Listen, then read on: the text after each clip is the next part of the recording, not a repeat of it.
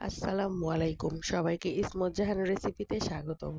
আজকে আমি এমন একটি জিনিস রান্না করে দেখাবো যা খুবই সিম্পল, যা সবাই রান্না করতে পারে, তবুও আপনাদের মাঝে শেয়ার করছি। আমি আজকে দেখাবো রাতের বেঁচে যাওয়া ভাত দিয়ে কিভাবে খিচুড়ি রান্না করতে হয়।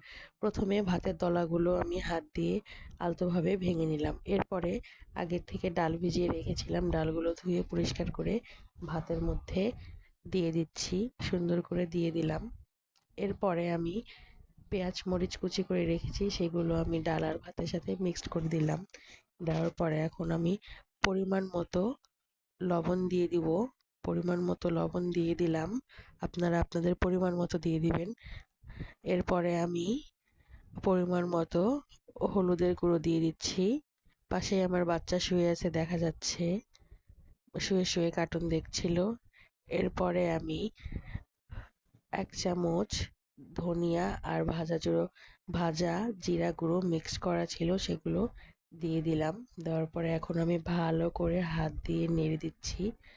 ও মাঝখানে একটু ভুল হয়েছে, আমি আদা রসুন বাটা দিয়ে দিয়েছি ১ চামচ করে, সেটি স্কিপ হয়ে গিয়েছে।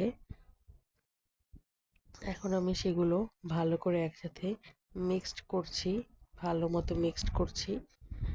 ভালো করে মেখে নেব হাত দিয়ে, আমার কাছে মনে হয় হাত দিয়ে মেখে নিলেই ভালো হয়। এরপরে আমি আমার আন্দাজ মতো পানি দিয়ে দিলাম। আগে থেকে তেল দিইনি, আগের থেকে তেল দিলে সব তেল হাতে উঠে আসে, সেজন্য আমি আগের থেকে তেল দিই না। পরিমাণ মতো পানি দিয়ে দিলাম। এরপরে এখন আমি সয়াবিন তেল দিয়ে দিব আমার পরিমাণ মতো, যতটুকু আমার কাছে দিতে মনে হয় ততটুকু দিয়ে দিলাম। সো এখন এই যে এটা ফাইনাল লুক এরকম হয়ে গিয়েছে, এরকম হয়। এরপরে আমি রাইস কুকারের মধ্যে বসালাম, রাইস কুকারে রান্না করব আজকে। রাইস কুকারের সুইচটি নিচের দিকে নামিয়ে দিলাম। এই তো অন হয়ে গেল। এখন অপেক্ষা করব রান্না হওয়া পর্যন্ত। দেখতেছি একটু বলক আসলো। এখন আমি এই কাঠিটি দিয়ে নেড়ে দিব। আপনাদের এলাকায় কে কি বলে? আমাদের এলাকায় এটি নাহর বলে, এটি বাঁশ দিয়ে তৈরি।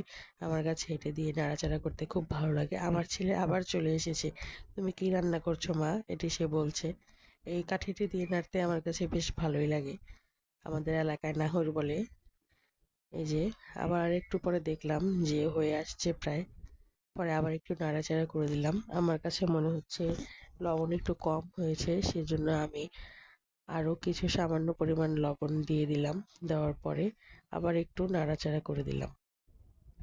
নাড়াচাড়া করার পরে আবার একটু ঢেকে দিব, না হওয়া পর্যন্ত অপেক্ষা করছি। সো আমার খিচুড়ি হয়ে গেছে। এই যে আমি প্লেটে পরিবেশন করে নিয়েছি খিচুড়ি, ডিম ভাজি আর আচার। What a combination! আসসালামু আলাইকুম, সবাইকে ইসমত জাহান রেসিপিতে স্বাগতম। আজকে আমি দেখাবো ডিম ভাজি কিভাবে করতে হয়। আমি জানি সবাই এটি জানে, তবুও দেখাচ্ছি।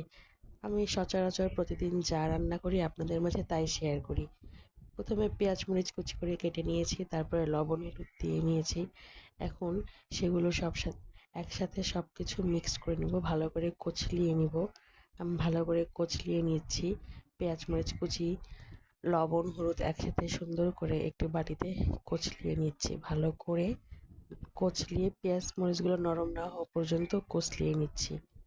আপনারা সবাই দেখতে পাচ্ছেন কিভাবে কসলাচ্ছি। পাশেই আমার ছেলে সাদ বাবু চেয়ার নিয়ে বসে দাঁড়িয়ে আছে, দাঁড়িয়ে দাঁড়িয়ে দেখছে, একবার বসছে। এবার একটি ডিম আমি মাঝখান থেকে আহ ভেঙে নিচ্ছি, নিয়ে বাটিটির মধ্যে দিয়ে দিলাম। এখন আমি এই ডিমটিকে পেঁয়াজ মরিচের সাথে ভালো করে মিক্সড করব। একটি কাঁটা চামচের সাহায্যে ডিমটিকে পেঁয়াজ মরিচের সাথে ভালোভাবে মিক্সড করছি। এই যে আমার মিক্সড করা হয়ে গেছে। এখন আমি একটি কড়াইয়ের মধ্যে ডিমটিকে ভাজবো। প্রথমে চুলাটিকে জ্বালিয়ে নিচ্ছি, তারপরে কড়াইয়ের মধ্যে সামান্য পরিমাণে তেল দিয়ে নিলাম। তেল গরম না হওয়া পর্যন্ত অপেক্ষা করছি, কখন তেল গরম হবে। ফাইনালি তেল গরম হয়ে গিয়েছে। ডিম ভাজির মিশ্রণটি আমি কড়াইয়ে ঢেলে দিলাম। সরি, তেলটি একটু কম গরম হয়েছিল, তার আগেই আমি ঢেলে দিয়েছি এক্সাইটমেন্টের কারণে। বাচ্চা পাশে ডিস্টার্ব করছিল, তাড়াতাড়ি ডিম ভাজি করে দাও, খাবো খাবো। এখন আমি মিশ্রণটিকে ভালো করে চারপাশে ছড়িয়ে দিচ্ছিলাম। দেওয়ার পরে এটাকে উল্টানোর চেষ্টা করছিলাম। বাচ্চা তাড়া দিচ্ছিল তো, তাড়াতাড়ি ডিম ভাজি খাবে সেজন্য তাড়াতাড়ি করছিলাম।